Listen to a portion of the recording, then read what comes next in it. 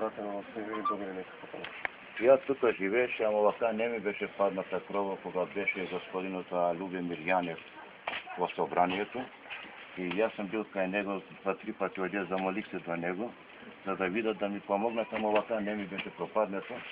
Они кажа дека ќе ми помогнат и никако врски не се земали за мен за да дојдат да ми помагат.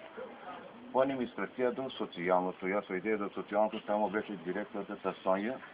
Одобрија ми само 3000 динара за да го направам крова, а крова баш не беше како што треба. Јас од тие 3000 динара, еве овие кермиди ги земаа само што се тука, и тие летки што ги зема и толку ми стигнаа пари за таа работа. После студента па ми викна Любомир Јанев и кажа дека ќе ми помогнат и да поднесам барање до Советот. Ја поднесе барање до Советот, они ми одбија и од тамо. Не сум запослен нигде, со една социјално сум, 6 дена сум тука. Зема едни луѓе тамо, еден пријател, даде ми една собичка тамо, привремено за дека да се гледам тука, да се направам ова, али ја немам успех поради не работам нигде. И затоа ни Любомир Јанев, ни од социјалното, никој ништо не са ми помогнали. Па јас се обратив сега до тука, до нашиот нов градоначалник, што е Радко Димитров.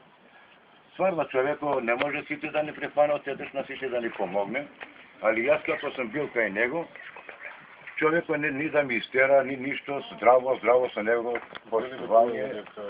Да, јас се разговарав со него, поштовата, јас немам таа средства со 3000 динара да станам да обставам нешто, да видам да направам.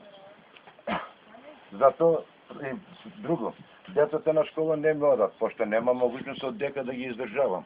Те тука вода 15 години веќе ја чешма нема. Сега луѓето ќе дојат до 20 мај, треба да ми стерат од само, они ќе дојат до пензија, ќе ми стерат од само и нема дека да живее. И вчера одам до градоначалникот Радко Димитров и кажувам, викам градоначалниче, така ми работа. За децине немаме толку баш могуćност да видиме нешто да помогнеме, али дам ти збор дека ќе видиме да земеме мерки да ти помогне нешто. А за средства не ми кажа ништо, јас сум му кажал тоа, пошто јас сум кажал до градоначалникот, не ми треба ништо ново, ја некам ни нови кермиди, ни нови греди, ни нови врати. Јас сум му кажал така, се на старо нека биде. Макар да е од 5 динара да е кермид или 10 динара нешто, да си помогне, али ово колку да си помогне испод 15-20 хиляди динара надоле не. И ја кога се обрати до него, човекот стварно многу вал ми поштува и така, дека ќе видиме некако да ти помогнеме заради да не останеш надвор. Јас сум многу задоволен од неговата страна и како мислам, ако го прима ово јавност, ако го гледа, сигурен сум дека и дадо просто ќе ми помогне, пошто ја пред еден месец имал сум едни проблеми. До болницата, ја бех у болницата, тамо лежак и требаше да платам нешто, некој давачи тамо. Стварно човекот еден збор земал, помогна ми.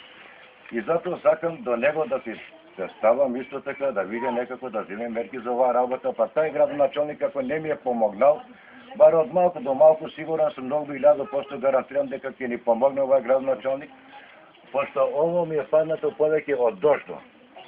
И затоа сакам да видам да пренесете до него, да се види ово, да се земе мерки, да видиме некако да си помогне заради да не останам надвор.